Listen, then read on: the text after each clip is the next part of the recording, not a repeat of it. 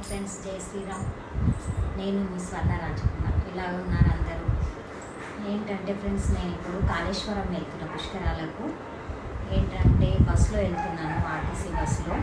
నేను చూపిస్తాను ఏ విధంగా వెళ్తున్నాను, అక్కడ ఏ విధంగా ఉంది.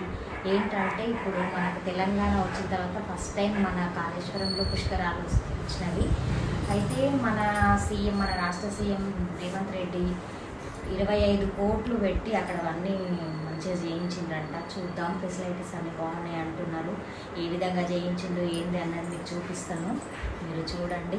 ఇంకోటి అంటే ఎక్కడ దిగుతాము, ఎక్కడ ఎక్కుతాము, ఏ విధంగా బస్సులు, ఆర్టీసీ బస్సులు కూడా చాలా పెట్టిండ్రంట. నేను అవన్నీ మీకు చూపిస్తాను.